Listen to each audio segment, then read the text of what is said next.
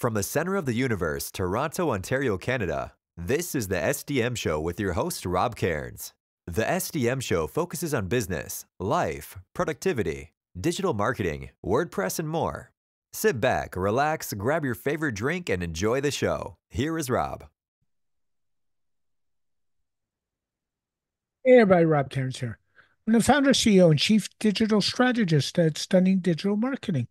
In today's podcast, I have Nathan Ingram with me, and I call this podcast The World of WordPress. Sit back, relax, and enjoy the conversation that Nathan and I had. This podcast is sponsored by Stunning Digital Marketing, the agency that can help protect your WordPress website today. Go to stunningdigitalmarketing.com and see what we can do to help you protect your business investment. That's stunningdigitalmarketing.com. Hey everybody, Rob Cairns here. And today I'm here with my guest, Mr. Nathan Ingram. How are you, Nathan? Great, Rob. How are you? Great to have you. You know, I was saying to you, I've been a long-term follower of your work, and I've been saying I need to get you on. And then last week you were on This Week in WordPress with our mutual amazing host, and you were on with two other good friends of mine. And I was saying, geez, the only one that hasn't been on, and those three people are Nathan Wrigley, of course, Tim Nash, and Kathy Zant was you. And I said, it's time to fix that problem. So here we go. Indeed. I'm not sure how we haven't done this before. Oh, and the thing is, it's not that we don't DM, and it's not that we don't follow each other on social, and it's not that we don't have conversations. It's just Yeah. happened. So Hasn't happened here. Right. So you get your hats in a million one places, which we'll get to. By the way, love the background. That's kind of cool. Oh, thank you very much. Old WordCamp badges. Yeah. But I wanted to jump in and ask you, how'd you get involved in WordPress? And it's always Oh, gosh. Okay. Yeah. This is a great story. So I actually started doing web development back in 1995. That's when I built and sold my first project. And I've had over those years, I mean, it's coming up to 30 years, Rob. I mean, it just blows my mind. But, through all those years, I've had various evolutions of software platform that I've built with.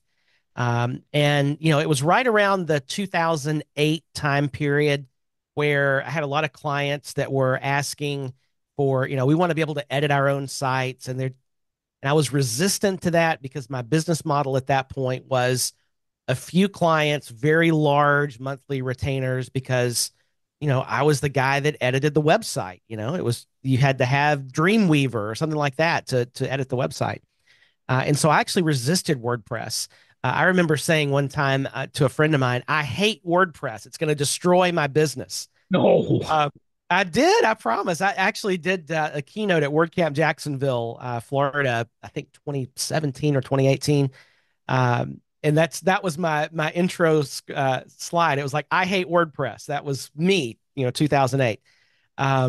But I realized pretty quickly that through a set of circumstances, I pivoted my business model and realized, okay, it's actually better if I have many clients on a smaller monthly retainer that's based on website management. And WordPress falls into that. It works really well. So I started learning WordPress, ironically, through what at that time was called webdesign.com, which later became iThemes Training, which is now Solid Academy, where I'm the host. So I actually learned WordPress through the very learning format that I work with today. And it's kind of been history from there. And you and I are both great friends with the original founder of iThemes, Corey Miller, right? Of course. Indeed. Corey. Yeah, I got to spend some good time with Corey at WordCamp Canada a few weeks back.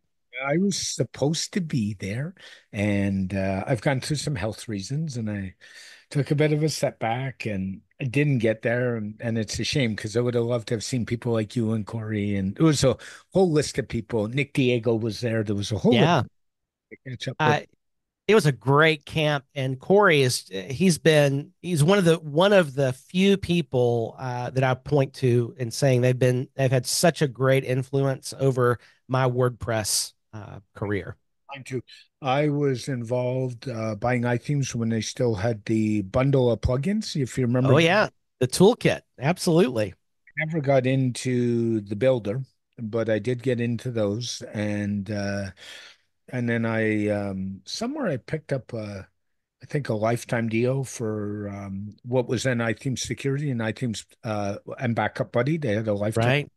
I've been kind of married to those, which are now Solid Backup and Solid Security for a long, long time.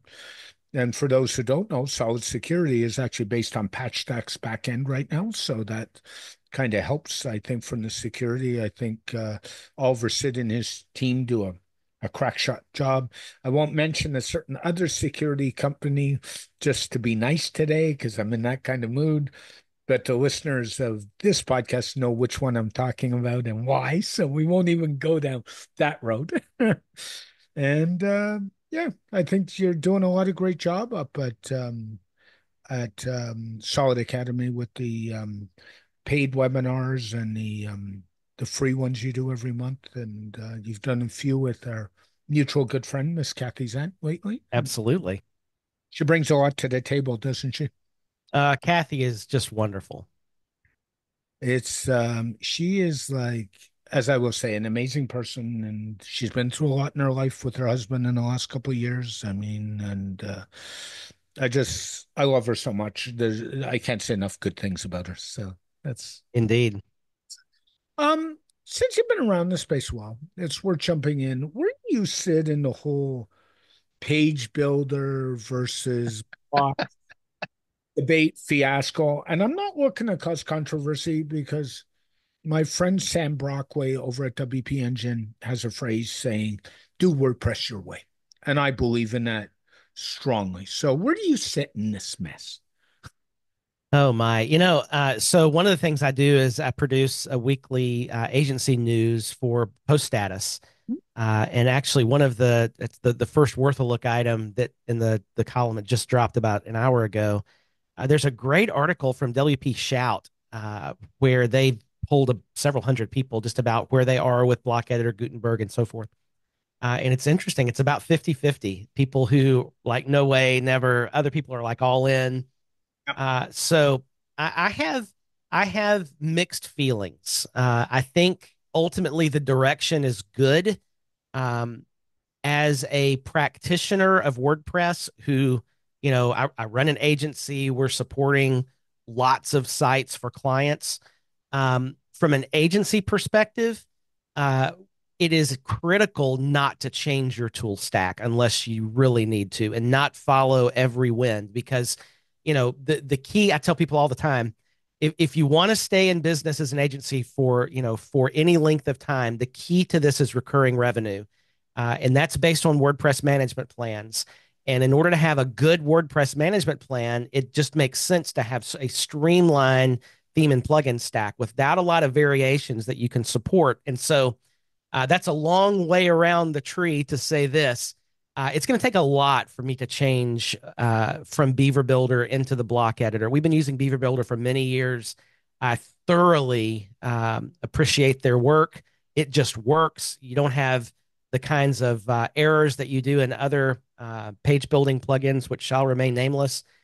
It just works really well. And, with the sort of work we do, which involves a lot of custom post types and custom content, the block editor, it will do a lot of those things, but good grief, you've got to really turn it on its head to do that, and lots of custom code. Whereas the platform we've been using for years with Beaver Builder and Beaver Themer, it just works. So it, we have a few sites that, because of the client request, we did build with the block editor, cadence blocks.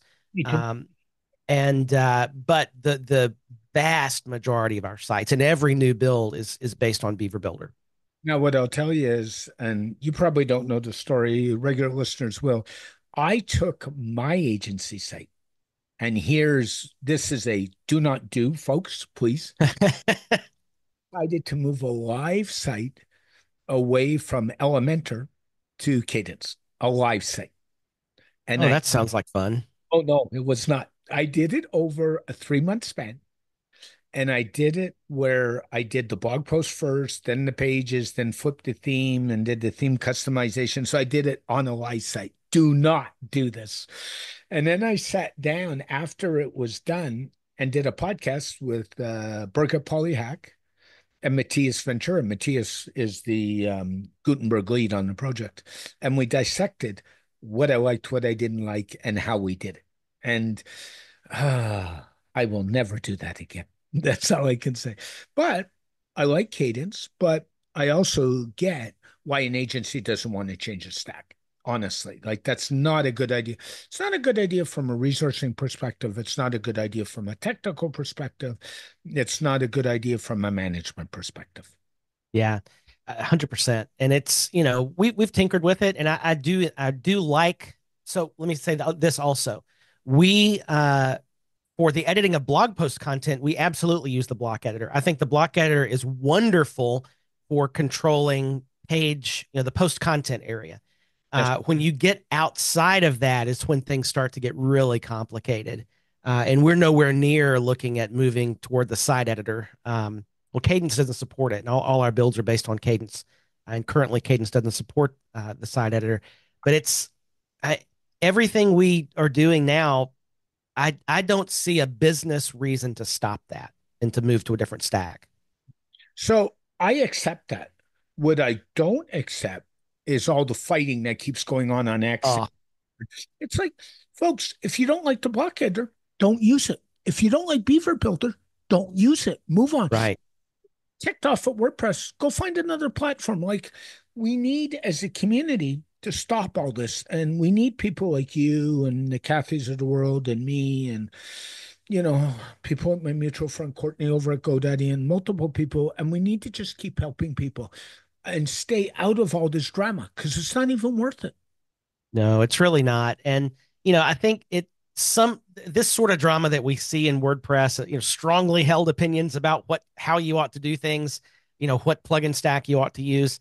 That's just sort of, it comes with the territory when you're dealing with people like myself, self-identified geeks. Yep. We enjoy the details. We have opinions about things. The problem becomes when I evaluate your intelligence or whatever based on whether we agree about this issue or not. That's like, come on, life's too short for that stuff. No, I agree. And the thing is, we're all adults. And what we have to remember is the people on X or Twitter, which is where the vocal people are, not LinkedIn, it's X and Twitter. They account for the devs and the designers who are all in the know. When you think about it, WordPress power is about 46%, 47%, depending on what number we're looking on what day. And the people on X are a minor subset of the people powering and causing all the drama. Isn't that interesting when you look at it that way? It is. And I got to tell you, I, it, my stress level and blood pressure have been so much better since I just really stopped looking at X a while ago. I look at X, but I ignore all the drama. And let me tell you, if you cause the drama, you end up in a list somewhere that I don't look at or something else because Yeah. to hold people I don't get along with very, very close because that's a good idea. But it's much. Are you playing with Mastodon at all in that mess or no? No, no, I haven't. So you're Yeah, basically we were talking at the pre-show when we were just chatting just about you asked me how I was able to do all the things that I'm doing right now, and some of it is I just don't spend time on social media a lot. Uh, there's better things to do. I actually have clients that I manage social for, so I have no choice. And Ah, yes, and I'm not a big Facebook fan per se. Like I have private conversations, but I'm not posting a lot. If you look at my Facebook feed in the last 6 months, a lot of it's podcasts, and my family's always bitching at me saying, "Where are those pictures from your vacation?" I said, "On my personal website, go find them. Won't you post them?" Want to? No. I upload them to Google Photos and then I use a plugin that embeds Google Photos albums into a website. So I'm like, no, they're here. Go away. If you don't like it, well, we don't want to go there. Well, that's nice. You know, I'm just and I pulled out. Whereas 15 years ago, I did the same thing, and then I started posting everything on Facebook, and you know where that goes, right? So right, exactly. And that's part of the problem. I mean, people don't comment on websites anymore because of social media. Frankly, all the comments are going on social, aren't they? Yeah, they really are. And again, there are certain things that I've just decided not to spend time on. Yep. Yep. I get that. That's how you keep busy. Your hats are in multiple places. Do you kind of run it all out of your calendar and just time block? Is that how you succeed? Yeah. So if you ask me 3 weeks from now what I'm going to be doing on a particular chunk of the week, I can probably pretty well tell you. It's in order to do, I run an agency. I do a solid academy. I do coaching for WordPress solopreneurs and micro agency owners. I've got the Monster Contracts product, this a new monster product called Monster Secure. Just a lot of different things that go on. In addition to that, there's a weekly post status column. All those places, it functions very well. I can't remember the last time I worked more than 40 hours in a week. I usually take Friday afternoons off. Hmm. Um, but everything lives in a certain place on the calendar. I've got great help with my team, and we're able to keep all the plates spinning. I get that. I run stuff out of my calendar. My clients know I very rarely will take an ad hoc phone call. They all have calendar links that they can go book time unless Exactly. it's a dire emergency. I do not run my business off my cell phone, which a lot of entrepreneurs do. I actually went out and purchased a VoIP number, a voice over IP number, which runs on an app off my cell phone, but it keeps Yep. the personal life separate. And Right. 25 bucks a month Canadian for sanity, that's well worth it. It's absolutely worth it. And if they call after 5 o'clock, my attendant says, the office is now closed. Please leave a message. Yep. You gotta love it. I love it. Yeah, it's something now. I don't know if you want to go into this rabbit hole. I'm a productivity geek. I do actually. Yeah, yeah, I've done a lot of work just personally on how do I, wring every bit of juice out of the time that I have every week.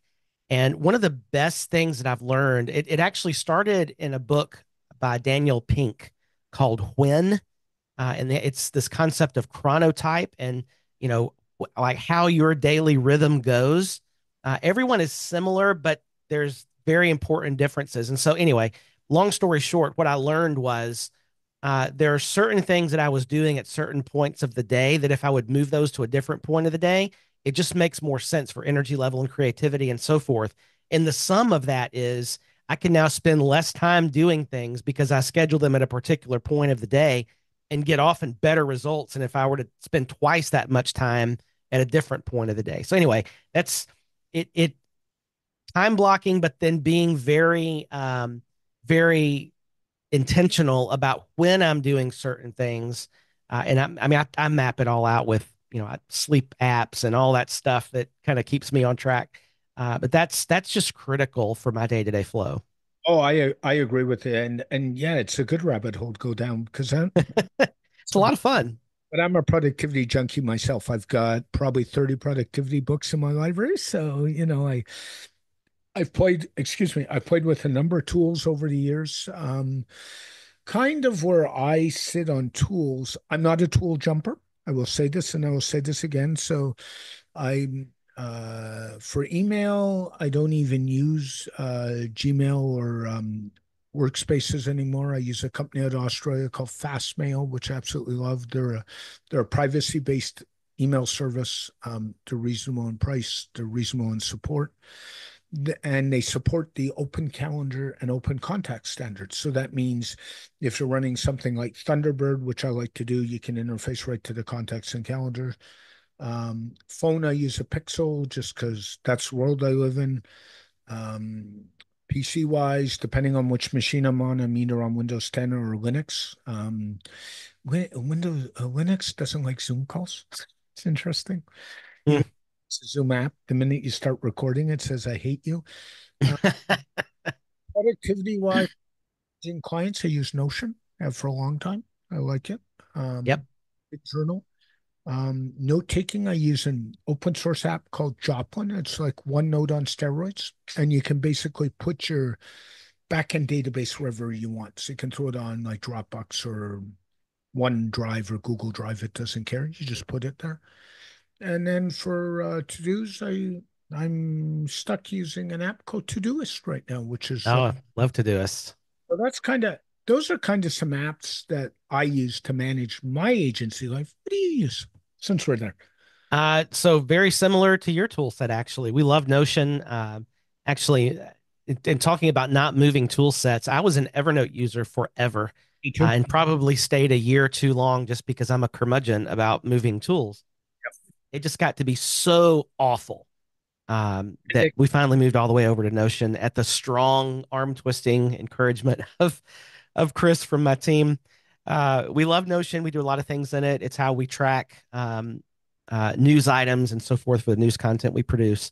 Plugins for our plugin roundup. Lots of stuff in there. So just absolutely love Notion. I've got it's separated for the different hats that I wear. Yeah, for email, I've been for years now using an app. I'm a Mac guy. Yep. So I use an app called Polymail, which is just the best email app I've ever seen, and nothing's even come close. It's a little pricey, but it's worth it. Mhm. Um, yeah, so that's, and of course, the most important productivity app of them all is ChatGPT. And in my case, because I'm on a Pixel, it's Gemini, but same idea, There right? you go. Yep, yep, yep. And it's funny you mentioned Evernote. So when I worked in healthcare, and I was sharing this with you before, and I've been out of healthcare for 15 years, I was an Evernote user as a paid user. And my boss used to hate me because I stored all my notes in the cloud. And we were a everybody knows OneNote is the Microsoft note-taking package. And I avoided OneNote, I avoided OneNote, I avoided OneNote. And one day he came to me and said, you got to get your notes out of the cloud. The CTO is going to kill you. And I said, so I, one, OneNote has an Evernote importer. So I just imported everything and said, okay, I'm done. But OneNote has gotten so awful and, it doesn't run on a Linux box. So that's another problem. So I switched to the open source Dropon app, which is basically OneNote with rich text on steroids. So, but I don't use the thing for me is I use Notion for different. I use Notion for client notes and managing projects, not for keeping all the archival stuff like this bill receipt and that. You get where I'm coming from. Like I have a Sure. pretty Yeah. defined layout. And have you taken any productivity courses, Nathan, over the years? No, well, but it's mostly from books, but not any courses directly. I'm in the same method, and I just find that being more productive. And I find for me, when I get up in the morning, most people jump on their phone right away, right? Yeah, which is a huge mistake. I don't do it. No, no. So there's a talk that I've given for years now called "Taming the Whirlwind: How to Grow Your Business When You're Busy." And yeah, the idea is, we have this thing that we deal with called the whirlwind, which is the energy and attention that's needed to run our business. And a lot of times, folks just let that consume their whole world, and they can't move forward and grow. And one of the main, there's a lot of takeaways in that talk, but one of the main things is the whirlwind lives in your inbox. So just don't open it until 10:30 or 11 in the morning. And I resisted that for a long time. But when I started adopting that principle years ago, I suddenly realized that the world doesn't stop spinning if I don't look at my email until 10 or 10:30 in the morning. And by And that gives me 2, 3 full, good productive hours where I can get things done and not think about the client whirlwind that's out there. and the other thing to do with your inbox is don't keep it open all day. I, Oh, sh- no, absolutely. Check email twice a day is what I do. I usually check it twice a day, and then if I'm in line at a doctor's, I have like a because I've gone through some health issues. I have a wound that I have treated, and I have to wait. So I might look at it in a waiting Oh, room. sure. Right. Generally, Yeah. yes, it's twice a day. And I teach my clients, if it's important, put 911 colon at the start of your email. If it's that important, don't abuse it, but do that for me. And then I Yeah. can end my subjects and say, oh, that's a 911. What's going on here? Yeah. And so, I try to move all those client requests into our ticket system. And then I have a team member that watches the ticket system. So that clears my space just a little bit. But even if you're solo, uh, having a ticket system, I think, is still critically important because it gets that stuff out of your inbox to begin with, and it puts it in a trackable, completable format. So it just makes sense to do that, even if you're a solopreneur. Yeah. It's so true. And it makes life easy. And then you and I aren't working past 40 hours a week. And I got to tell you, if I'm working and I'm out with my other half, she will take my laptop away from me and my phone. I've got one of those. Yep. We're going away this, take it with me. Two reasons. One, for emergencies, but two, so I can watch like Netflix and Amazon TV in a hotel room at night. I just HDMI to the TV, right? And Absolutely. Yeah. but we have a rule, and she's really good at reminding me and say, Rob, you don't need to be looking at that. And I said, no, I hear you. So we gotta manage our lives because working to live is better than living to work, my friend. Indeed. Yeah, it's been kind of funny with my wife and I. Early in our marriage, we actually just celebrated 30 years back 2 months ago. Right. But early in our marriage, I was the one that was always on. If a client email came in, like I'm right on it because I had Yep. this false notion in my head that I had to respond to everything immediately. And I've since changed my perspective on that. But now it's so funny because she's back in the classroom. She teaches second grade now, and I see the same things. Like she's got to respond to emails from parents right away. Well, not, you know what? Not necessarily. So it's funny how like the coin has flipped, and now it's me doing having those conversations. It is. Um, so that's great. Up and solid. You love teaching, and Love teaching. I'm a teacher by heart. So much so that early in my career, I went back to school to get accredited for some tech stuff that I needed the paper for that I knew how to do, kind of deal. So I blew through a course, and I had to sit in the course, and I ended up being one of the computer tech lab's assistants for 3 months because he couldn't excuse me from the course.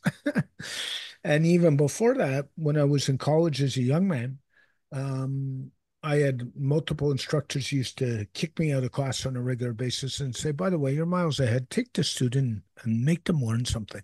Isn't teaching really fulfilling?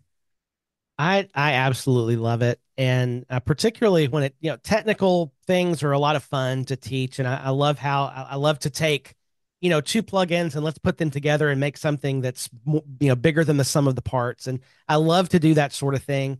But what I really enjoy is the coaching work that I do, which is helping micro agency owners, solopreneurs kind of basically don't make the same mistakes I did early on and begin to grow their businesses because you start to see, technical stuff is fun and I love to figure that out and see lights come on. But what's more fun for me is helping people start to connect the dots in business because that not only can help raise revenue, that ultimately impacts quality of life for them and their families. So true. And what these business owners need to realize is having a fancy website is just the start, not the end.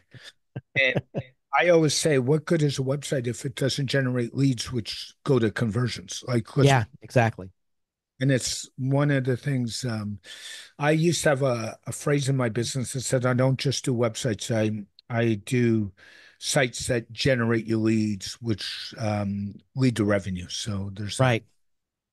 Um, I think what you probably see with small business owners is most of them are wearing too many hats and haven't figured out that outsourcing some stuff would be easier on them because then they'd have time to do the stuff that they're good at. Yeah, for sure. So there's always a conversation I have along the coaching pathway that most folks end up on. In the early days, and if you don't have revenue, it's it's understandable if you're trying to do everything yourself, but that's ultimately that keeps you in this circle. It's a self-fulfilling Yeah. thing of I don't have time because I don't have money, but I don't have money because I don't have time to do more, and so forth. And at some point, you have to step out of that loop.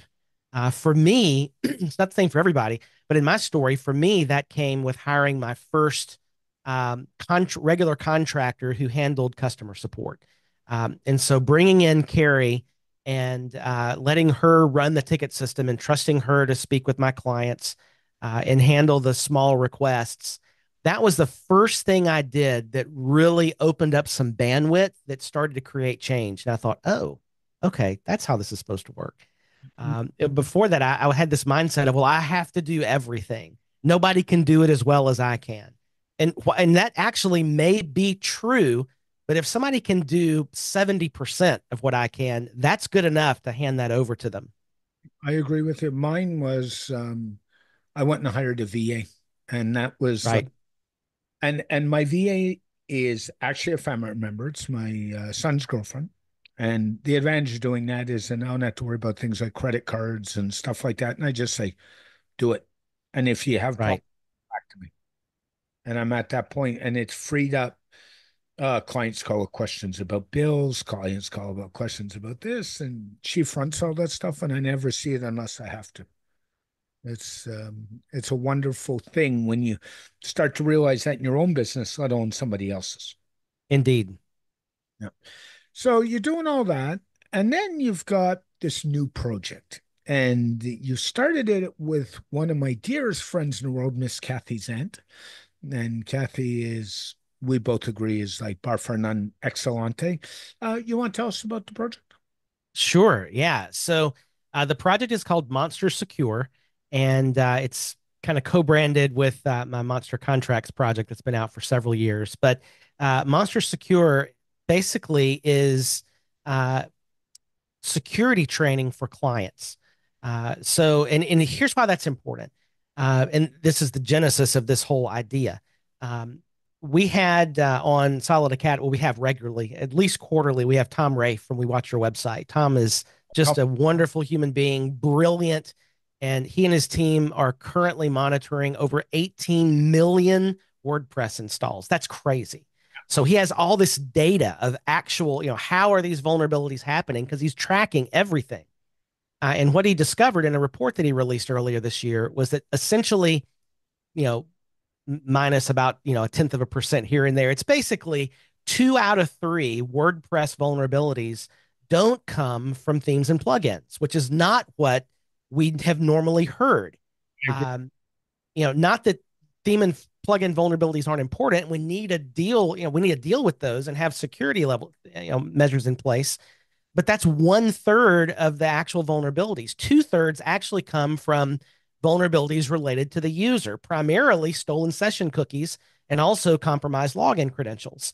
And so, what that says to me as an agency owner, and I remember in this conversation with Thomas saying, like, Thomas, this is terrifying. Because I've done all this work and we've got a great protocol, multi-layer security and all the things, and server security, WordPress security, all the things. And I've spent all this time doing that, and then one untrained user could mess it all up, and that's 100% true. Yes. So what we've come to understand is that WordPress security has to include user training.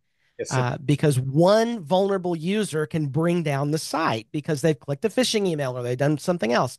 And so I was thinking about this, and then we had Kathy on Solid Academy, doing some security training for us several months this year. And I just had a chat with her pre-show, and I'm like, Kathy, I'm thinking about this. She's, wow, I'm thinking about that too.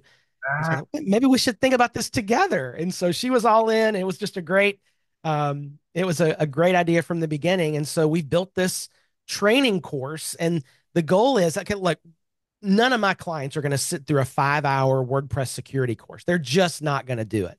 And so the goal is we want to create an essentials course to give a client who's going to log in and edit their website, have some sort of privileged login. We want to give them the essentials of what they need to know in about 30 minutes. And so that's what we've done. Monster Secure is our site talking to agencies. The course itself actually lives over at Go Safely Online. It's positioned as a $199 course. And what the agency owner gets to do is say, all right, Mr. Client, Mrs. Client, we're going to give you this $100 security course free, but we need you to complete it before we give you access to the site. You can do it in about 30 minutes. And the agency owner goes in. Agency owners can get free access to the course to preview it from a link there on monstersecure.com. But once you upgrade, you have a client dashboard where you can add your clients in. They'll get an email to set up their account. You'll be able to watch your clients progress through the course, see the percentage of completion, how long they spent on each lesson, what their grade was on the final quiz to pass the course. So you can track all of that. And then when they're finished, you get an email and you can set them up with access to the site. So I hope we've got a good solution to a problem that is a real issue for most web agencies, whether they realize it or not. I would say it is. I mean, I manage about 375 websites for security reasons. So those websites, all I do is do offsite backups and maintain the plugins, the security, and that side of it. Right. Just took on one website. You're going to laugh at this. There was 39 administrators. Oh, yeah. So what did I do? I went in, didn't tell anybody, and I turned them all off except one, the one I knew. Right. Right. 2 weeks later, how many complaints have I had? None. Probably none. Right. Yeah. But again, it's the same thing. And, when it comes to this, it's funny where I got interested in security was, who Kevin Mitnick was, the legendary hacker that Sure. Yeah. and he just passed away last year, actually, due to Oh, really? pancreatic cancer, unfortunately. Yep. Same thing my dad had. And Mm. book, The Art of Deception, which came out years ago, he's written several, was kind of one of my interests that got me into the security space and reading. So I had met him at a conference years ago. So I owe a lot of my interest in security to him, but I also owe a lot to people like you, to people like Kathy, to people like Tom. Thomas Reef is a good friend as well. The people like Tim Nash.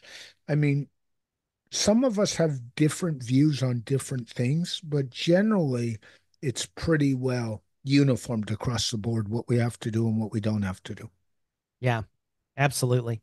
And just thrilled to have Kathy working on this project. She's done all the videos for us. Yep. And she's just so, oh my goodness. She's got a great YouTube channel, by the way. But she, if you've seen her on any podcast, she just comes across so friendly and helpful, and any client is going to resonate with her. But she covers the critical topics like, how do you keep your own computer safe? How do you set up two-factor authentication? How do you use a password manager? What does a phishing email look like, and how do you protect yourself from those? It's all these things that, like, where does an agency even begin to create content, to help your clients stay safe on these really important issues? And so, gosh, there's Kathy talking about all of them. And AI, Great. and AI is making phishing emails harder and harder to detect as far as I'm concerned. Oh, yes. It used to be, oh, you can tell they've misspelled this word, or it's the verb tense doesn't agree, or there's something. But now with AI, these emails are written so well that it's really hard to differentiate. I saw one the other day where somebody in Canada impersonated the Royal Canadian Mounted Police, even with their logo, claiming this was a court summons and they better go here and pay this fine now. And it looked, usually you look at them and say, the logo's wrong, the spelling's wrong, something's wrong. Everything looked right. Yep. I'm like, Yep. but they don't send court summons through email. Email. Right. Yeah. But I mean, somebody looks at that and they get, they're preying on fear. And so, gosh, I better do something about this. So it's understandable, but that's where the world that we live in, people understand now. Well, you park your car on a street downtown, you better lock your doors. I mean, these are just part of our regular thinking. And there has to be some education now to help people realize that we live in a digital world and there's danger out there. And so we have to change the way we think about our online security. Yeah, no question. Great that you and Kathy are doing that project. I mean, as I say, couldn't be two better people to do it. So well done. And I hope it goes well. Have you had a large number of signups or? Yes. So we've been cautious. We've been slowly getting the word out about this because we want to get some feedback from folks on using the course and how things are going. And we have quite a few people in the course now, and quite a few actually that have taken advantage of our lifetime deal that's going on. But yeah, it's gotten good response. We've sent out a few surveys and have had good response. So yeah, we're very happy with where it is right now. What's that URL again, Nathan? The agency facing language is at monstersecure.com. Thanks for sharing that. I appreciate that. Uh, Yeah, absolutely. you should jump on it because if Nathan and Kathy are involved, you're going to learn something, and that's the key. I mean, I think you got to keep educating yourself. Which leads me to another question, and I was going to come to it earlier and I forgot about it. The one thing we have with agencies, and you're in the agency game too, is we all chase the next client, the next client, the next client. Do you, in your agency, book off some time to be able to do that agency promotional stuff? The stuff you, Oh, that's, yeah. that's Oh, this is such a good conversation, Rob. Man, we should have a podcast just about this. So I advocate for people who are a solopreneur or micro agency who don't have a person that's dedicated to account services and finding business and following up. I recommend for those types of agencies to just double down on referral marketing. Um, Referrals, I've never spent a dollar on advertising for my business in almost 30 years. Every bit of business has come through referral. And you can read about, and there's certain agencies that will poo-poo this idea. And I'll tell you, for us who operate on a small, solo or micro level, referral marketing is where it's at. Now, there's positives and negatives to it, but the positives, in my view, far outweigh the negative. But the trick is this: you referral marketing is, hoping that people are going to refer me business. What I do is what I've called intentional referral marketing, which is really twofold. First, I'm actively asking people to refer business to me, reminding people that, this is what we do and these are the people we serve, and looking for people who aren't necessarily my end client, but people who know a lot of people who would fit as our ideal client, and developing relationships with them. And the second part of that is incentivizing the referral. So there's, a gift that comes if you send us business that signs. And so creating that sort of referral network is how I've built my business over the years. And you get better clients that way, generally higher paying clients that way. There are so many web design groups out there that if you're just trying to, go on one of these marketplaces and try to bid on websites and whatever, you're always going to be at the bottom of the barrel. But when you have someone that's referred to you and you've inherited the credibility from that referral source, that's just the way to do it. Now, if you're larger and you have a team, content marketing, all those things, that's super helpful. And that's probably where I would pivot if I wanted an agency that was large. But for a smaller agency, referral marketing is where it's at. Now, the downside of referral marketing, in my view, is the workflow is often very difficult to control because you may have one month where there's no referrals come in and the next month there's six. And that's the downside. But I am much more comfortable with that downside because of the upside that it brings. so am I. Um, I will tell you though, the spot that I picked up a Fortune 500, I can't name who they are because of an NDA, but I'll tell you the story. They were doing stuff on social wrong, and they are a major, major franchise owner in the US and internationally. And they were doing stuff wrong, and I tried to do something with them. And then I went to social to complain and realized what a mess. I wrote them a 25-page report of all the things they were doing wrong. And they hired me. And that was 5 years ago. How about that? I still, they are like, they are like the most wonderful client. They pay their bills. I'm in the States 4 days a month because of it, traveling. And that's the other approach is fill a need and say, here it is. But Absolutely. but I agree, referral marketing. The other thing with referral marketing is the trust level's already there because Yes. they trust you. Yep. And that, there's the natural cycle in marketing of know, like, trust, buy. And what I'm looking for, okay, how can I short circuit that process from no to buy and referrals do that. The other thing that works really well is video testimonials more than audio. And not just for you, but for clients too. Like I've got a client who's got a jewelry store. And I said to him, you've got great reviews, Facebook reviews, Google reviews. I said to him, do me a favor. Every client that walks out of here, 70% of work is custom work. Get the client to show the piece and shoot a 30-second video on an iPhone. That's all. And that alone caused their business to go up by 30%. How That was, about that? yeah. And that's basically testimonials are almost like referrals. Think about it, right? Yeah. Oh, yes, it is. If you have multiple of those, that can, how do I know who these people are, and that sort of thing might be going on in the potential client's mind. But with a lot of folks that are talking about you with glowing reviews, yeah, I can see how that would definitely be helpful. In your agency, what's the biggest trend right now going on? Say that again. I'm sorry. What's the biggest trend in your agency with clients? What are they asking for? It's interesting. I'm not sure why this is, but in the last year, we've tended to get more and more projects independently that are all more related to complicated content. Oh, Um, we love that. How do we assemble these things well on the back end of WordPress and expose them well on the front end of the website? Yeah, so we've started for whatever reason. I wish I was smart enough to figure out why this was, but uh, we've gotten a lot of clients that are focused on that sort of work. And it's fun. It's stuff that we enjoy.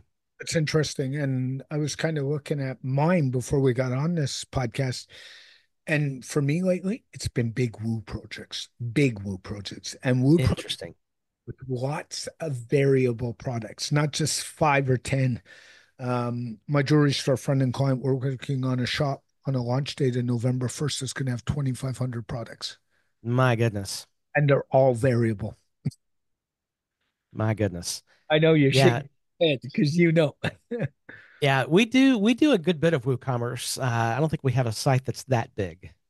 I think this is the biggest one. No, it's not. Second biggest one I've done. The biggest one was a custom car parts. Same thing, all variables. And it's like, oh, really? And by the time you're done importing products, you're done like you're seeing product specs in your sleep. You go to Oh, bed dreaming them. yeah. That's I have a person on my team that just loves the spreadsheets. And so he would love a project like that. For me, I'm like, just let me know when it's done. Let's get it done. Um, what's the worst thing that site owners are asking for right now? The worst thing? Oh, goodness. Just curious.